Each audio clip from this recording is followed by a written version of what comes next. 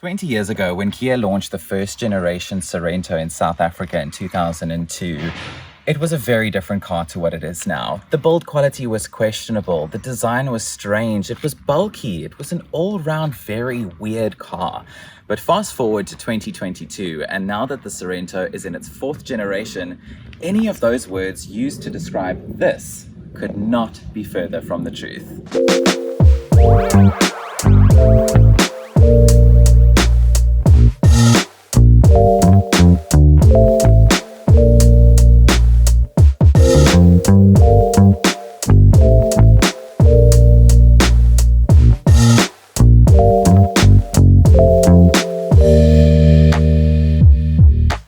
So with the Sorento now being in its fourth generation, it has received a completely new design.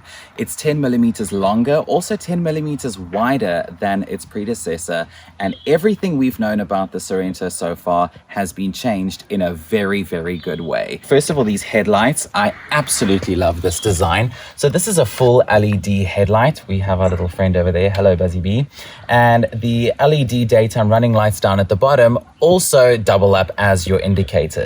Moving over onto the grille, a lot of signature Kia elements have remained, as you would expect, of course. For example, the Tiger Nose grille. This is a design cue that is featured on all Kias these days. It's something that immediately helps you recognize a Kia. And over here in the front, just underneath the badge, is a little camera as part of your 360-degree camera view all around your car when you are parking, when you're pulling in or out of tight spaces, and also if you are driving really slowly in and about town. You can switch this on, have a look and see what's going on in front of you down on the road to make sure you don't knock anything or anybody, because we don't want a lawsuit. So this is the flagship model in the Sorento range. This is the SXL, which rides on these 19-inch two-tone diamond cut alloy wheels. I absolutely love them. I think they look absolutely beautiful, and they go really well with the platinum graphite on this car.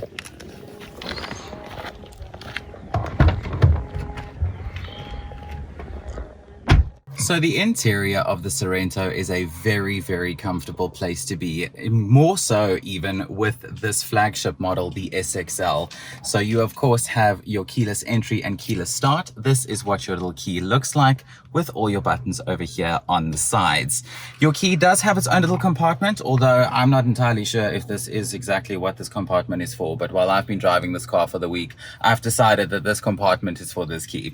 So you have your cup holders over here as well. Full drive mode and terrain modes available, which makes the Sorento more than capable of tackling just about any road surface.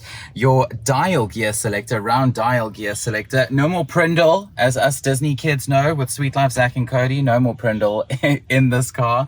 Full smartphone integration on the 10.25-inch full infotainment system with built-in navigation. So you have Android Auto, you have Apple CarPlay compatibility, and also one of my favorite features for the smartphone users out there, you have wireless charging, fits right over here in this compartment here in the center console as well. And another feature, which is my favorite, is the full digital cluster on this SXL model.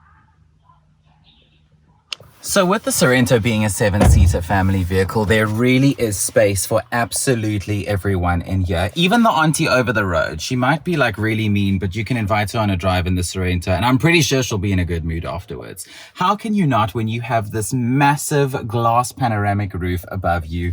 You have ample space for the whole family. I'm 173, so I know I'm not the tallest person, but still, it helps. I mean, I have headroom for days. I have leg room for days. I can sit very, very comfortably. I'm in a very comfortable seating position. I can even cross my legs. I probably couldn't do gymnastics, but I can at least cross my legs in the back here, and that's fine. So with this car being a 7-seater, there is a third row at the back. And to get into that third row in the back is actually very simple, because there is a button right here on the side. If I press this button, and then, I haven't done this since I was in like primary school.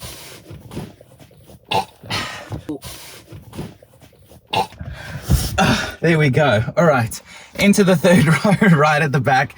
But if I pull this all the way back here, and if I pull this right to the back, Yeah, this is probably not a space for an adult. This third row is for kids, but I think they'll sit quite okay here. They've still got cup holders here. They've got storage compartments.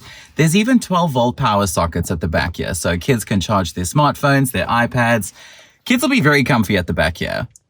So when you've got your kids in the boot, you do sacrifice quite a bit of your boot space. But once the kids are out, once you've dropped them off at school, dropped them off to go and hang out with their friends, go play their sports, you can get your boot space all back again very, very quickly. So you do have the power tailgate on the SXL model, the one that we have here with us today. There is a button on the boot itself, but I'm a 21st century spoiled millennial, so I'm going to press the button on the remote. Manual labor, who needs it? So you hold this in. Boot opens up within a matter of seconds, and to get the seats back down is very simple, very quick. This over here, give it a tug, you'll feel that it's loose now, and you just flip it forward. Same with the other side. Flip it here, flip it forward, non-slip mat folds back out again. We don't like it when the groceries roll all over the place, and then all your boot space is back. You can actually go for a really nice picnic in the back here. You can lie here, maybe go check out open air cinema or anything like that, or if the movie sucks, I can just go for a nap, close the boots again. Yeah, I'm gonna go for a nap. I'll see you at the end of the video. Bye! So driving in the Sorento is a very comfortable, extremely luxurious experience, and this is where I think the Sorento really shines as really setting itself in the benchmark in terms of luxury SUVs. The ride is super smooth, it's super comfortable. The suspension setup on this car is, in my opinion, really, really good. So much so that when you're going over uneven road surfaces, you know, maybe like a little bump in the road or uneven tar, over speed bumps, all that kind of stuff, it soaks it up without any hassle, any problems whatsoever.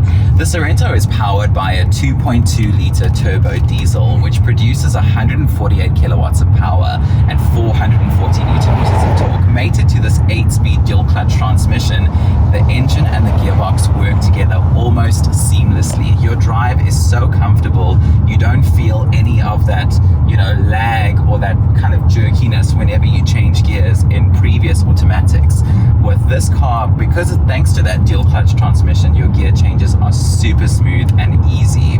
I've been averaging about 8.6 liters per 100 kilometers with this car, and I've been driving it for about a week now. In a lot of urban settings, I live in the city, so I've been driving in and around the city the entire time. And I think that for a car this size and a car that weighs this much, 8.6 liters per 100 kilometers is very, very good in my opinion. Of course, if you drove at an eco or if you drove very, very long distances, your fuel consumption is likely to come down even more. But in terms of power delivery, comfort, ride comfort, gear changes, everything is smooth and seamless. And I really, really like that about this car.